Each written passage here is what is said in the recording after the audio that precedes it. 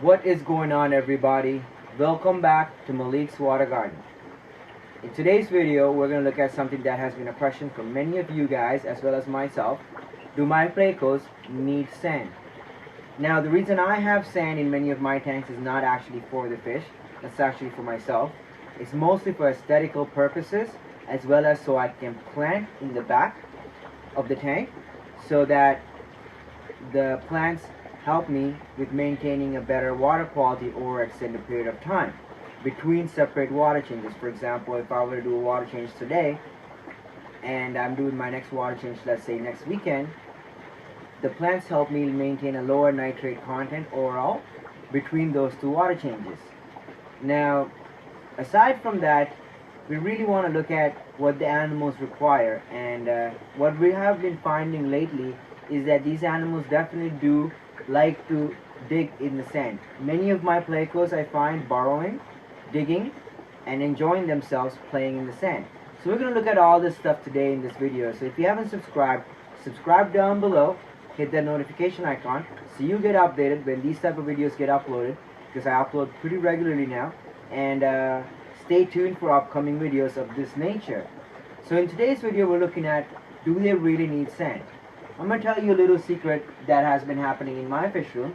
I've started finding out that many of my hypancestor species, as well as some of my Picoltias, are eating my Malaysian trumpet snails.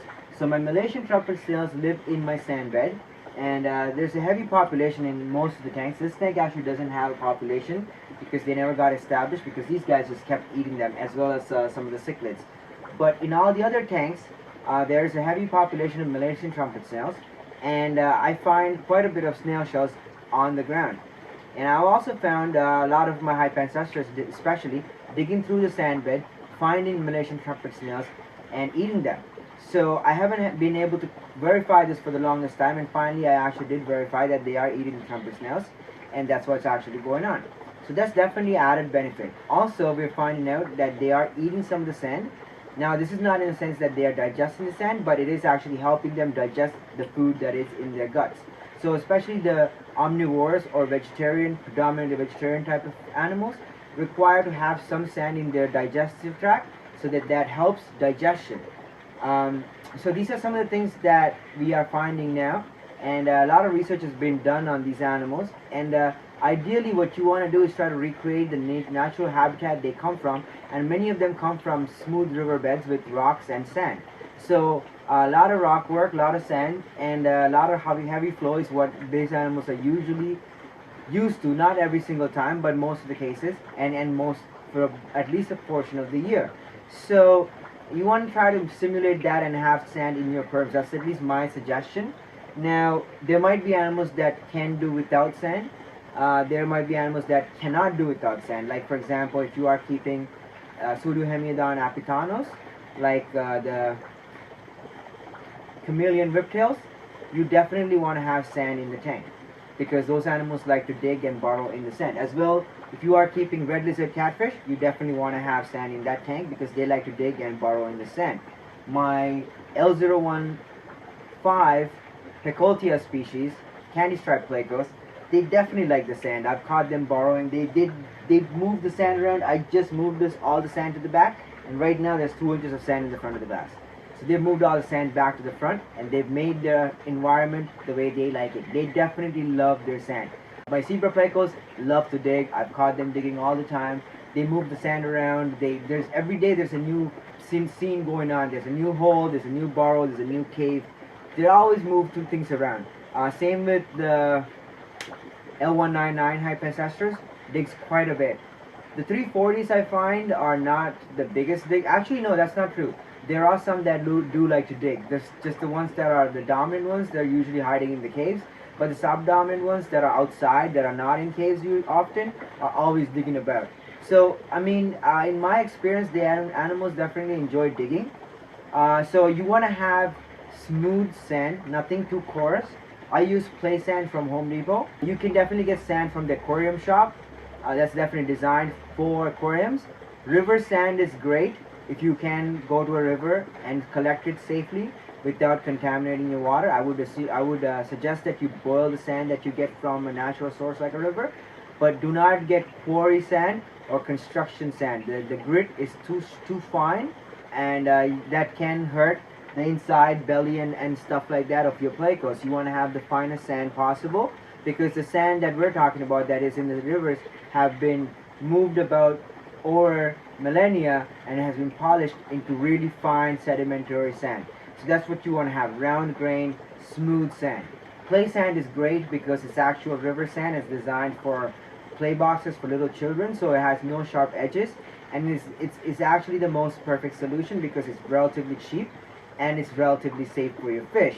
I actually have play sand in all my Pleco tanks. There's about 5 bags of play sand sitting outside my door right now that are going into some of the new tanks I'm setting up in the summer. I always buy extra play sand just so I can replenish the sand supply, but I never actually have to, because when I siphon, I really actually never end up siphoning a lot of sand. I always think I siphon a lot of sand, but when I look in the bottom of the buckets, I barely have siphoned anything out. So it feels like you've taken a lot out. Sometimes you might dig the siphon in and whatnot and take out a little bit, but you can always put that back, or you can put new sand in to replenish.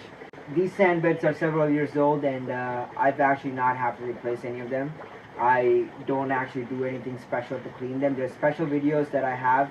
There's videos on the channel that you can go and check out and see what I do to keep my sand beds clean and healthy. It's not really much. If you really want me to make a separate video about that, comment below and let me know, so I'll make that for you guys. And subscribe so you get updated when those videos get uploaded. Also, the sand is not that hard to take care of or keep clean. If people tell you that it's very difficult, that's just because they're lazy. I actually spend the minimal amount of effort cleaning these tanks. I do like a 50% water change usually once a week. And when I do the water change, I move all the sand to the back, and which seems to push all the debris to the front, and it's easier for me to siphon all the debris from the front of the tank. Once I do that, the sand bed is nice, white and clean, and you can see there's nothing really bad going on. I mean, there's a little bit of poop here and there, and sometimes poop does get buried into the sand, but as long as you have Malaysian trumpet snails, they seem to be able to deal with that, and there doesn't seem to be any gas pockets that accumulate. Now, speaking of gas pockets, you do not want to have your sand bed above 2 inches unless you are an experienced fish keeper and you really know what you're doing. If you're not experienced, I would say keep your sand bed under 1.5 inches, because above 2 inches you can start developing anaerobic pockets in the bottom of the sand beds and create gas that can leak into your tank water and gas your fish and kill all your fish. This is something you don't want to happen. So if you don't want to gas your fish accidentally, don't have your sand bed taller than 1.5 to 2 inches at any given place. Another really good thing is to move your sand bed around every time you're doing a tank cleaning. Physically moving it about also helps clean the sand itself, as well as remove a lot of the debris and move it to the front, and also dislodge any of the debris that could have gotten wedged inside sand grains, as well as removing any anaerobic pockets that could potentially cause any gas. Now, this is something you have to do like every few weeks, and I usually do it when I'm cleaning my tank, but I've never actually, in 37 years of keeping fish, I've had sand tanks in so many times over that time, at least 1 or 2 every time in every fish room, and yet to kill any fish by gassing them through anaerobic pockets. Now, if you haven't checked out yesterday's video, I highly recommend checking that out. It's about a balanced aquarium. This actually also helps create a balanced aquarium because the sand acts as a surface area for additional beneficial bacteria. So even if my filters would stop working, the ammonia in this tank would continue to get converted into nitrites, and then the nitrites would continue to get converted into nitrates, because the sand bed contains so much beneficial bacteria that the filters are essentially just water movers. Now, this I highlighted in yesterday's video. You can check that out, and subscribe if you haven't, so you get updated when these type of videos get uploaded, because I upload really frequently now. So aside from that, I think there's not much more you can say about sand. What else can I say? Sand is awesome. It's beautiful, it's easy to take care of, and your fish definitely have a lot of benefits from the sand. Not just your Plecos, even your other fish. I find my Geophagus eating sand quite a bit. I find poop in their sand. I find poop in the sand in the Pleco poop. So they are definitely eating some sand. There's evidence to prove this as well. There's a lot of scientific papers that has been done.